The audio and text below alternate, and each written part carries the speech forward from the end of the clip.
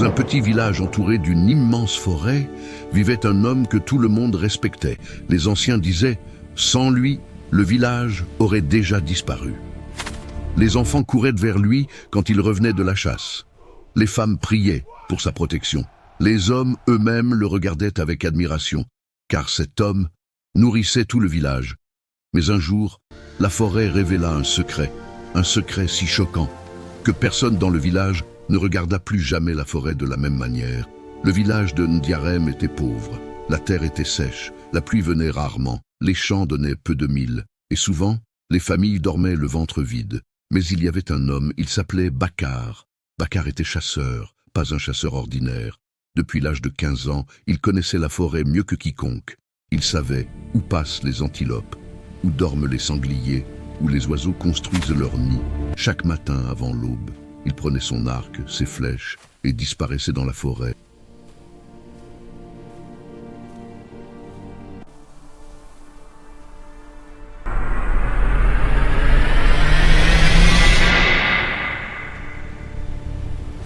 Et chaque soir, il revenait avec de la viande, antilope, phacochère, parfois même un grand cerf. Et comme toujours, il ne gardait presque rien pour lui. Il partageait toujours. Dans le village, Bakar était respecté. Les anciens disaient « Cet homme a le cœur d'un roi ». Quand il revenait de la chasse, les enfants criaient « Bakar est revenu ». Les femmes préparaient des marmites, les hommes l'aidaient à porter la viande. Même le chef du village se levait pour lui serrer la main. Mais ce que les gens admiraient le plus, c'était sa générosité.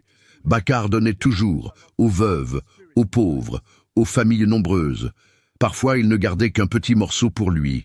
Il vivait dans une petite maison simple, sans richesse, sans luxe, mais avec un immense respect. Un jour, la forêt changea, les anciens le remarquèrent. Les animaux devenaient rares, les traces disparaissaient. Les chasseurs du village revenaient souvent les mains vides, mais pas Bakar. Lui, il revenait toujours avec de la viande, toujours. Au début, les gens pensaient que c'était simplement son talent, mais certains commencèrent à se poser des questions. Un jeune chasseur dit un soir « Comment Bakar trouve-t-il toujours des animaux, alors que nous n'en trouvons plus ?» Personne ne répondit, mais le doute venait de naître. Plus tard, 3 jeunes chasseurs décidèrent de découvrir la vérité. Ils s'appelaient Moussa Karim, Saliou. Une nuit, ils décidèrent de suivre Bakar avant l'aube. Dans le silence total, Bakar quitta sa maison comme d'habitude, arc à la main. Les 3 jeunes le suivirent de loin. Ils marchèrent longtemps, très longtemps, plus profondément dans la forêt que jamais auparavant. Puis Bakar arriva dans un endroit étrange, un endroit que personne ne connaissait, et ce qu'ils virent les glaça de peur.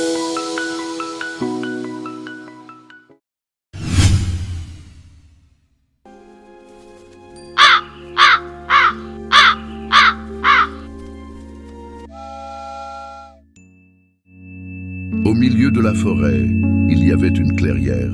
Et dans cette clairière, des animaux, des dizaines, antilopes, sangliers, cerfs. Mais ces animaux ne fuyaient pas. Ils restaient calmes, comme s'ils attendaient. Bakar posa son arc et parla doucement, comme s'il parlait à quelqu'un invisible. Les jeunes chasseurs tremblaient. Puis, un vieil homme sortit de l'ombre de la forêt. Un homme qu'ils n'avaient jamais vu. Ses cheveux étaient blancs, ses yeux étranges. L'homme regarda Bakar et dit « Tu es revenu ». Bakar répondit calmement « Le village a faim ». Le vieil homme hocha la tête, puis il dit une phrase que les jeunes n'oublieront jamais. « Prends un animal, mais n'oublie jamais ton serment ». Les jeunes chasseurs comprirent. Bakar n'était pas simplement un chasseur. Il avait fait un pacte avec l'esprit de la forêt.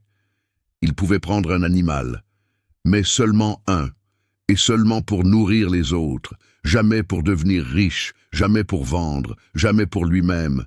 Et tant qu'il respectait ce serment, la forêt nourrirait le village. Mais si quelqu'un trahissait ce pacte, la forêt disparaîtrait, pour toujours. Les 3 jeunes retournèrent au village, mais Moussa Boun était différent. Il pensait « Si je trouve cet endroit, je deviendrai riche ». Une nuit, il retourna seul dans la forêt. Il trouva la clairière et les animaux, mais Moussa n'avait pas fait le serment. Il tua 3 antilopes, puis un sanglier, puis encore un. Il rit, mais soudain, le vent se leva. La forêt devint silencieuse et une voix murmura « Tu as pris plus que ce qui t'était permis ». Le lendemain, les animaux disparurent, tous. Bakar entra dans la forêt comme d'habitude. Mais la clairière était vide. Aucun animal, rien. Il comprit immédiatement, quelqu'un avait brisé le pacte. Ce soir-là, Bakar revint au village les mains vides. Pour la première fois, les anciens comprirent. Le pacte était terminé. La forêt avait fermé ses portes.